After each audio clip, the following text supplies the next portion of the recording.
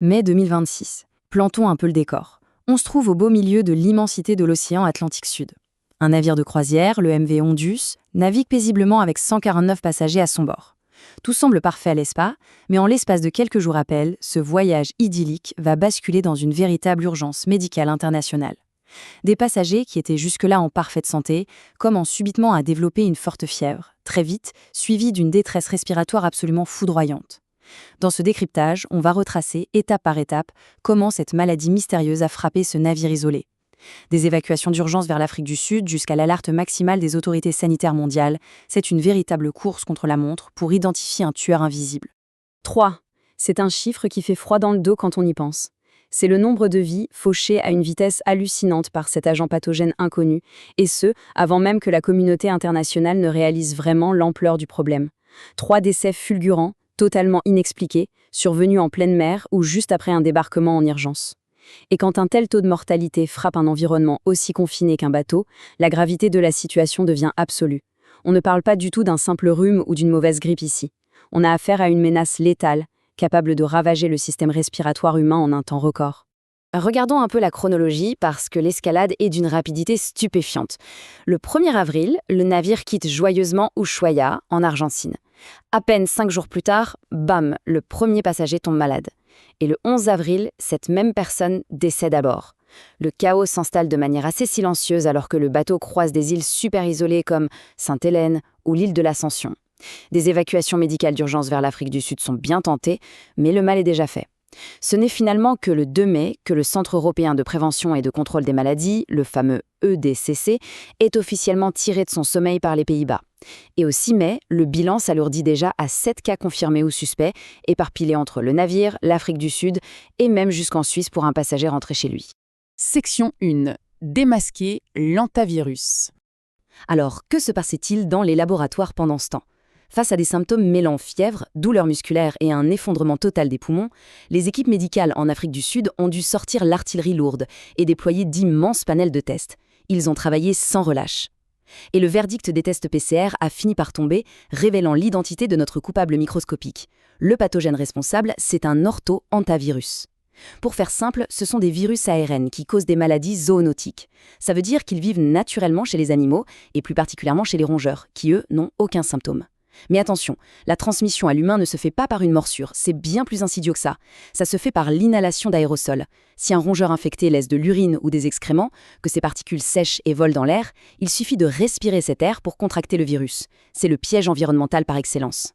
Il faut tout de même savoir que tous les hantavirus ne jouent pas dans la même cour. En Europe et en Asie, on croise surtout la fièvre hémorragique avec syndrome rénal.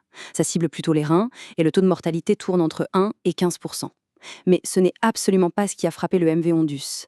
Les séquençages génétiques ont été clairs. Le navire faisait face à la variante des Amériques, le tristement célèbre syndrome pulmonaire à hantavirus. Et là, c'est un tout autre monstre clinique. Il attaque brutalement les poumons et affiche un taux de mortalité terrifiant qui peut grimper jusqu'à 40%. 40%! Et ça, même avec les meilleurs soins intensifs du monde. Section 2. Comment le virus attaque ? On peut légitimement se demander comment un virus inhalé via un peu de poussière peut terrasser un adulte en pleine forme en seulement quelques jours. Eh bien, la réponse réside dans la façon très perverse dont ce virus manipule notre propre système immunitaire pour le retourner contre nous. Tout commence au moment de l'inhalation. Le virus atterrit directement dans les alvéoles des poumons. Là, il va infecter les cellules dendritiques immatures. Et ces cellules vont agir comme de véritables petits chevaux de Troie, transportant le virus bien au chou vers les ganglions lymphatiques pour qu'ils s'y multiplient.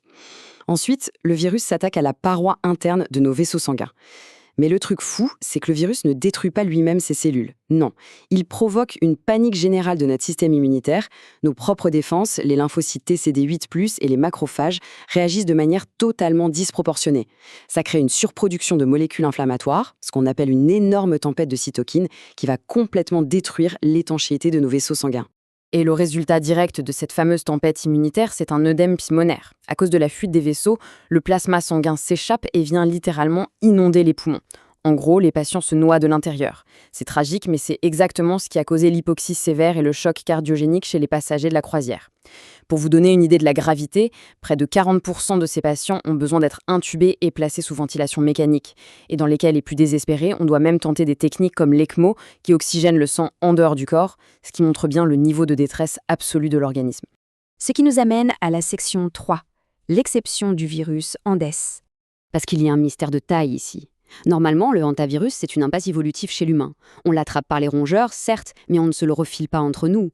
Alors comment diable on explique un cluster de 7 cas sur un bateau de croisière où, soyons honnêtes, une invasion de rongeurs n'est pas l'hypothèse la plus probable?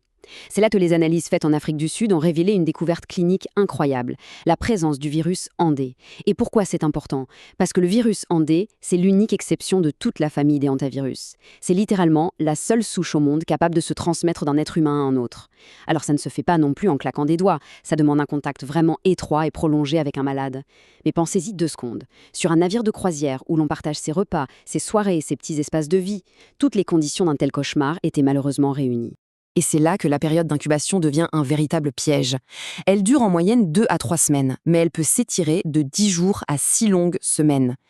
L'hypothèse la plus solide, c'est que certains passagers ont respiré ce fameux virus Andes en Argentine, où il circule naturellement à l'état endémique, juste avant de monter sur le bateau le 1er avril.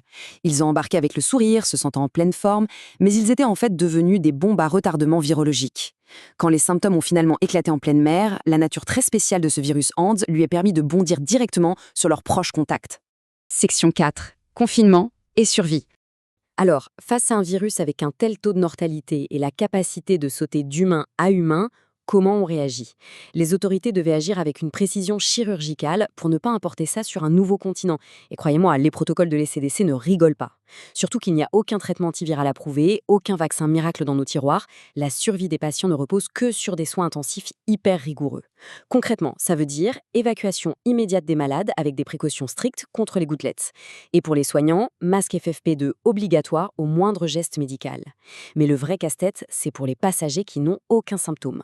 À cause de cette fameuse incubation à rallonge, tout le monde doit se plier à une auto-quarantaine stricte de 6 semaines sous très haute surveillance. Heureusement, il y a quand même une bonne nouvelle dans tout ça. Le virus est super fragile à l'air libre et ne résiste pas aux désinfectants classiques ni aux rayons UV. Donc un bon nettoyage fait l'affaire. Pour terminer ce décryptage, il y a une question primordiale qui se pose et qui mérite vraiment qu'on s'y arrête. Un virus, tranquillement porté par un petit rongeur dans une forêt lointaine d'Argentine, s'est retrouvé à voyager silencieusement dans les poumons de simples vacanciers pour finalement déclencher une alerte sanitaire géante impliquant plusieurs pays au beau milieu de l'océan Atlantique. Aujourd'hui, un vol long courrier fait le tour du monde bien plus vite qu'un virus ne met de temps à incuber. Nos frontières sanitaires n'ont jamais été aussi poreuses. Alors on réalise vite que la détection rapide, la coopération internationale, ce ne sont plus juste de jolis mots, ce sont nos seuls vrais boucliers face aux maladies émergentes. C'est une réalité assez troublante, mais absolument fascinante, à garder en tête quand on observe notre monde interconnecté.